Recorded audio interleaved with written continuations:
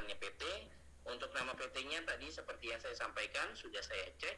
Untuk saat ini memang belum ada yang menggunakan, tapi tidak menutup kemungkinan kita kalah cepat. Tapi ketika kita kalah cepat, saya akan sampaikan terlebih dahulu kepada bapak-bapak dan ibu sekalian. Untuk nama PT-nya adalah PT Nusantara Makmur Banyuwangi. Kemudian untuk kedudukannya di Kabupaten Banyuwangi ya, bapak dan ibu sekalian ya. Iya, betul.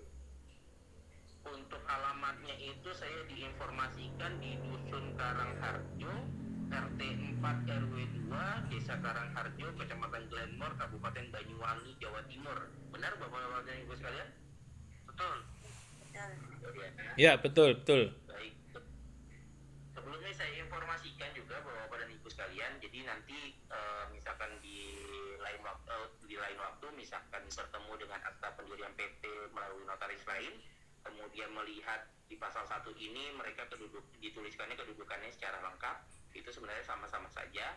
Jadi ada dua versi, ada yang menuliskannya secara lengkap dengan nama jalannya, RT RW-nya, ada juga yang sebatas menuliskannya kota atau kabupatennya saja. Kedua-duanya sama-sama benar. Tetapi alasan saya menuliskannya hanya sebatas kota saja, alasannya sederhana sebenarnya, supaya nanti bapak-bapak dan ibu sekalian jika pindah hanya sebatas pindah RT atau pindah RW atau pindah blok, itu tidak perlu melakukan perubahan anggaran dasar di hadapan notaris. Gitu. Selama tidak keluar dari Kabupaten Banyuwangi, bapak-bapak dan ibu sekalian tidak perlu melakukan perubahan di akta notarisnya.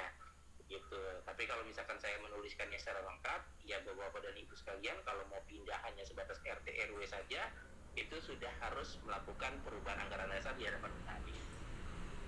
Siap. Baik, saya lanjutkan kembali. Untuk pasal 2 itu jangka waktu berdirinya PT, memang di akta ini saya tidak menuliskan jangka waktu berdirinya PT, jadi PT akan berdiri seumur hidupnya sampai dengan para pemegang saham hendak membubarkan PT tersebut. Selain alasan tersebut, tidak ada yang dapat membubarkan PT ini selain kecuali keputusan dari pengadilan negeri atau pengadilan niaga yang membubarkan PT itu sendiri. Kemudian saya lanjutkan kembali untuk pasal 3, itu maksud dan tujuan, atau bahasa sederhananya kita itu adalah jenis usaha.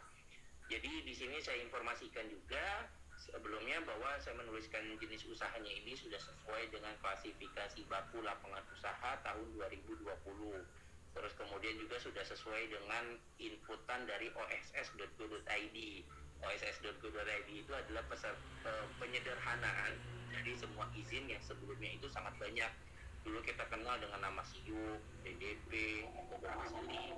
Sekarang itu semuanya disederhanakan menjadi dengan satu dokumen saja namanya NIP. Begitu. Jadi di sini saya sudah menyesuaikan dengan klasifikasi baku lapangan usaha tahun 2020. Saya bacakan satu persatu. Dengan kode yang pertama dengan kode 41011, konstruksi gedung hunian. Kemudian yang kedua 41012, konstruksi gedung perkantoran.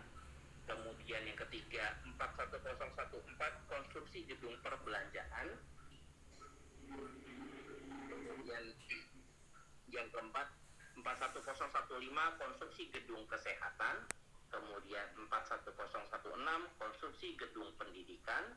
Kemudian yang poin ke-6 dengan kode 46100, perdagangan besar atas dasar balas jasa atau fee atau kontrak.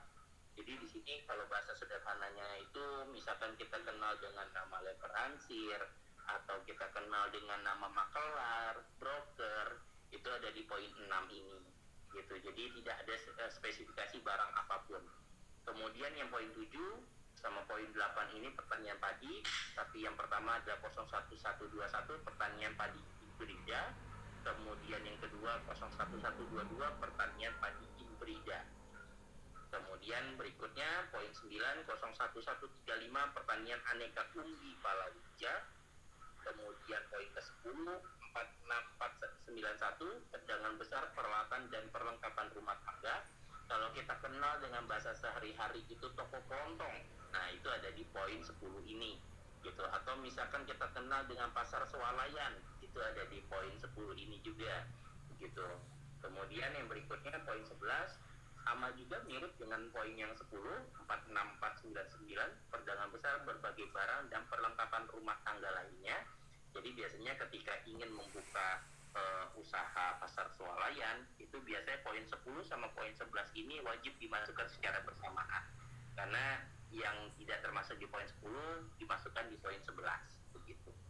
Kemudian yang berikutnya poin 12 dengan kode 46339 perdagangan besar makanan dan minuman lainnya. Jadi kalau sebelumnya itu saya menyebutkannya pasar swalayan. Kalau ini kita biasa kenal dengan pasar sembako. Gitu. Toko sembako itu ada di poin 12 ini gitu. Kemudian poin 13 33121 reparasi mesin untuk keperluan umum. Ini luas sekali, dari mulai mesin kapal, mesin kereta api, terus kemudian hanya sebatas mesin kalkulator atau mesin fotokopi itu masuk ke dalam poin 13 ini. Barang-barang yang terkait keperluan umum itu ada di poin 13 ini untuk reparasinya. Kemudian poin 14 33190 reparasi peralatan lainnya ini lebih luas lagi, tapi bedanya kalau yang poin 13 itu terkait mengenai mesin, sedangkan poin 14 ini lebih di luar dari barang-barang yang terkait mesin, misalkan drum atau misalkan palet kayu atau misalkan tali gitu. Itu ada di poin 14 ini. Kemudian poin 15 dengan kode 82990 aktivitas jasa penunjang usaha lainnya. Ini biasanya kalau zaman dulu itu sering disebutnya jasa umum. Nah itu ada di poin 15 ini. Jadi kadang kan kita sering zaman dulu tuh ada perusahaan-perusahaan tulisannya perdagangan umum, terus kemudian jasa umum. Nah jasa umum itu ada di 82990. Kemudian yang berikutnya 69202 aktivitas konsultasi pajak. Kemudian poin 17 81300 aktivitas perawatan dan pemeliharaan taman. Jadi di sini poin 17 bukan hanya perawatan dan pemeliharaan sebenarnya,